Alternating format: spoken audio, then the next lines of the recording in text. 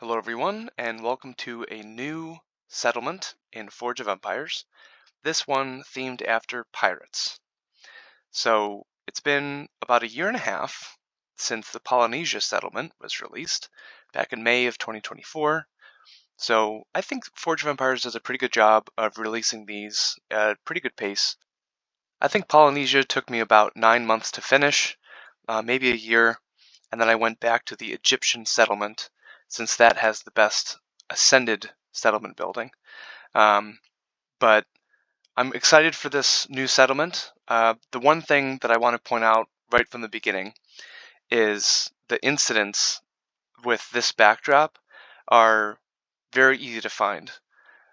If you have a flying island, great building, you get these little incidents around the settlement, and just the dark backdrop and the highlighted incidents really make them easy to find, which, as someone that likes all the extra perks that you can get from the great buildings, um, that's a favorite of mine. Overall, I think that the artwork really looks nice too. I mean, there's a lot of extra stuff. I don't think any of these, background buildings do anything. This black market is part of the whole settlement minigame, but I think it looks pretty cool. I think they did a really good job with it. So without any further ado, let's jump into it. So here's my uh, cove, I guess you can call it, and I have two goods buildings built already. I just started this a couple days ago. Um, so, basically all the mechanics look the same. So, um, all of your research and stuff like that, there's 4 different types of goods, and there's population that you have to have. There's this, diplomacy or some type of happiness equivalent, and then there's like the currency of the settlement. So in this case, it's doubloons. Um, and basically you're just making your way through the tech tree and trying to get to the very last um, very last research, so you can build the big guy and finish all of the quests for the settlement. And then at the very end you get the prizes for finishing the settlement. So we can look at those right now. So since this is the first time that I'm going through the settlement, I'll get the base version of the settlement building. But let's go look at the upgraded version of it. If we go to level 9, it's the Pirate Treasure Cove. It has defensive boosts for attacking armies in Guild Expedition, Guild Battleground, and Quantum Incursion. It does not have any attack for attacking armies, and then it doesn't have like the normal vanilla category. But then it does focus a lot on defense. So it has very high defensive boosts, or rather I should say very high defending army boosts, both attack and defense. Same thing, Guild Battleground, Guild Expedition, Quantum Incursion. Increase to supply collection, and then it gives you, good amount of forge points, some goods, some special goods, a couple random units. From your next age, but since I'm in Space Age Space Hub, I just get my current units. It takes up 15 squares. It's a 5x3 building, and it does not require a road, which is great. I really like that they do that. The Ascended version, if we go look at that, the Ascended version just basically ups everything. So still no attack boost for attacking army, but it does give defensive boosts, and then it ups the attack and defense for defending armies. Increase to forge points, increase to goods, increase to units, no increase to the amount of space that it takes up, and it's ascended for 28 days, which if you play the settlement, just continuously after reaching, the very end of this reward tree, if you just keep playing the settlement over and over and over again, you should be able to finish it before 28 days. So you can effectively have an ascended version of this just infinitely. So there's 2 other rewards. Both of them are emissaries. There's this one that gives 16 forge points, and there's this one that gives 100 goods. So decent rewards for emissaries, and you do get another emissary slot to put them in. But I think you should have enough for any of the emissaries, that are really worth putting down. So, the other thing that I wanted to touch on, so if you beat the settlement within a certain amount of time, as with any other settlement, you get other special rewards like forge points or goods or units. You get fragments towards the ascended version. So in addition to the normal ascended upgrade that you get at the end of, completing the settlement, you can even get more. So you could effectively, like, almost pile up a stash of ascension upgrades and then maybe go do a different settlement and then ascend that building and then have two ascend at the same time. You can do whatever you want, but that's just something that I've looked into. And then there's fragments for a building called Blackbeard's Hideout. So I tried to find if I could, like, actually look at that building while I'm playing the settlement. I don't think that I can, unfortunately. So I'm just going to tell you, I've put it into my spreadsheet that kind of calculates the building's efficiency. Um, the main settlement building is very good. This timed research, or the timed, settlement prize, it's okay. It's around like 30, I think. So it's one of the better timed settlement prize buildings, but it's certainly not like one of the best buildings that you can build in your city. So if you want to build it, go ahead. It goes up to level 5, so it does take a while to get up to that level and to get all those fragments. So for me personally, it just seems like it's not worth the time. So then we're looking at the research tree. Everything is the same. We still have 4 goods.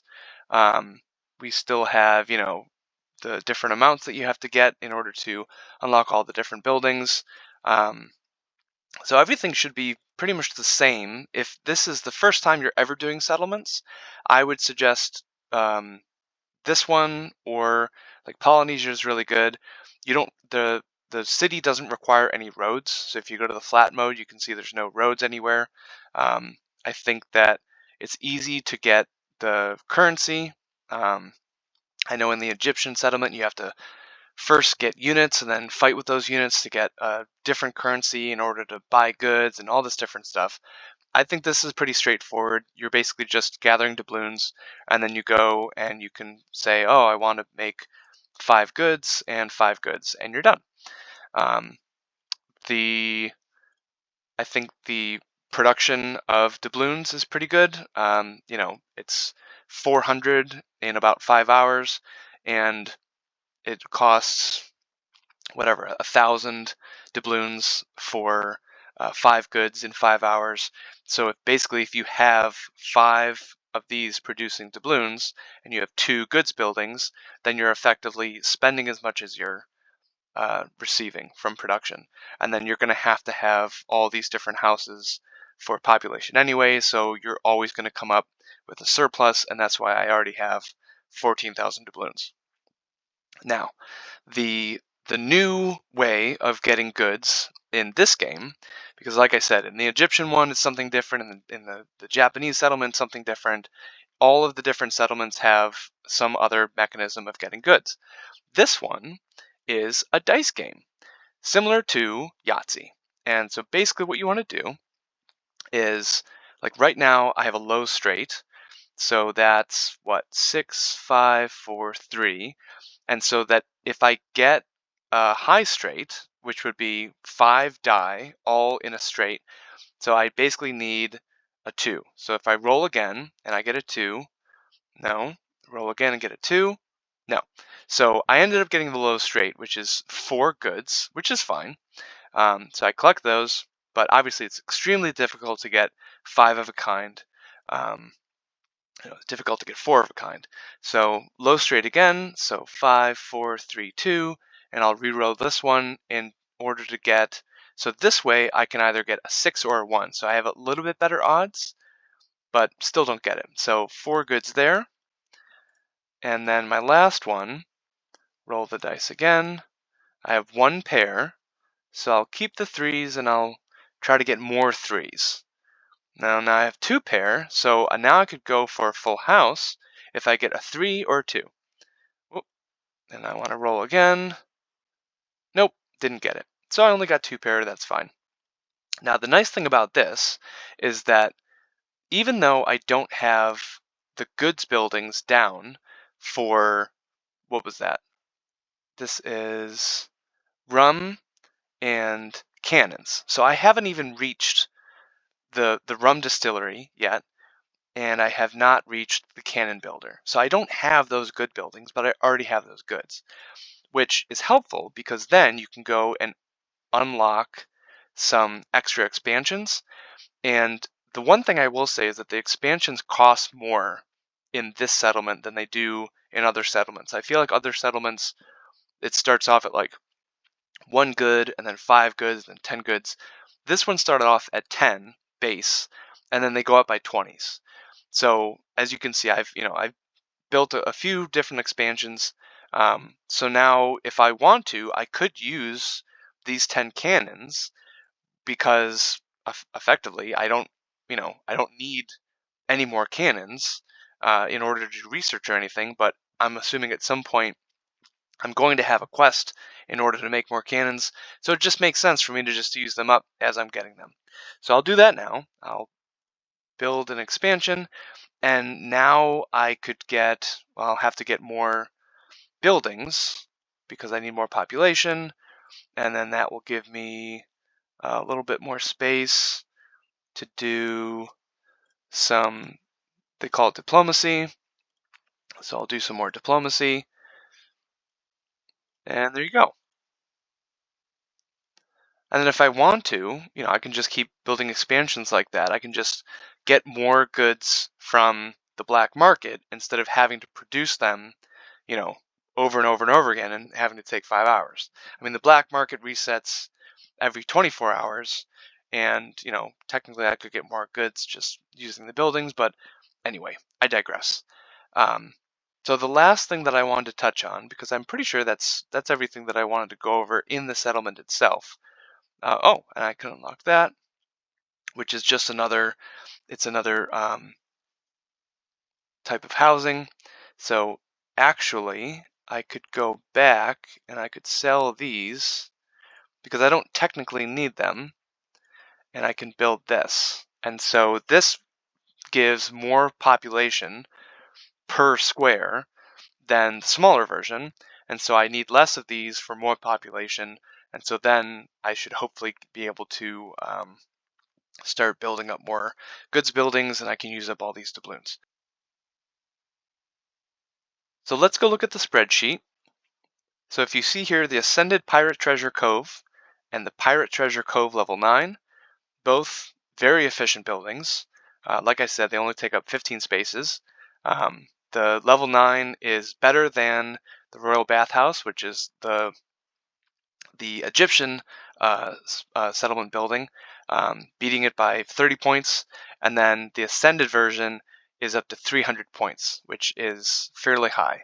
I think there's only a few buildings, Ascended or Unascended, that are up in the 300s. So definitely a good building to have, definitely something to look at, and to go after.